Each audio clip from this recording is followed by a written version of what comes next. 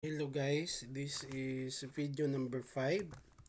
So ang ituturo ko sa inyo ngayon is how to access router via web browser. So or web browser via phone or via computer. Example, wala ka sa office, andun ka sa kabilang building at merong problema, no? Merong network problem.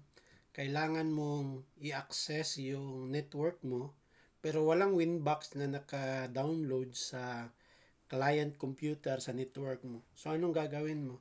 You can access your router via web browser. So, ito yung web browser.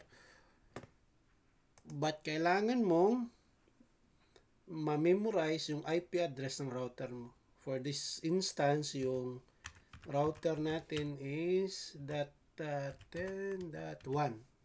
So, enter. So, ito yung page na lalabas.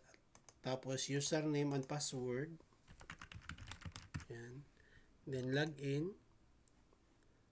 Yan. Same lang din sa phone. Kung meron kang phone, tapos merong hotspot sa network ninyo na connected sa router. So, same. Open ka ng browser at makakapasok ka rin. No? So, napapansin niyo ito yung interface niya. So, pwede tayo mag-web config ito. Ito yung quick set, di ba? Pag mag-open ka.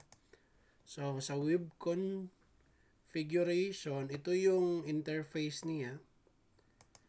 Click mo yung wireless. So, sa Winbox, pop-up siya, pero dito hindi pop-up, no? So, magdi-display lang siya dito.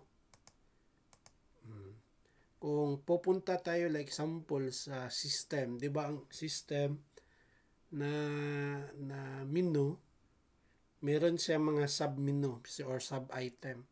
Kaya meron itong ganitong button. Pag i-click mo siya, mag-drop down lang siya. Okay? So like example, yung na-click natin sa Winbox is packages, yan. So same lang na approach, no? Or password, yan. So yan, lagay ka ng password.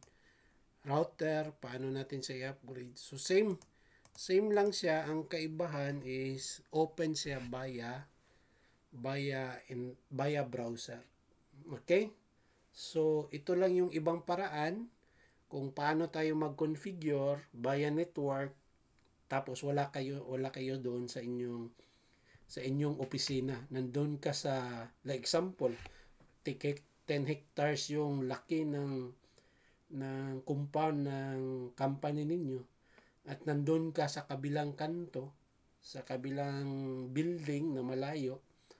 So, you can also access your network configuration via browser. So, ito yun. Memorize mo lang yung IP address ng yung computer. Okay? So, that's all for this video. Very simple and very quick. Don't forget to subscribe our channel para ma-update ka sa next na mga videos.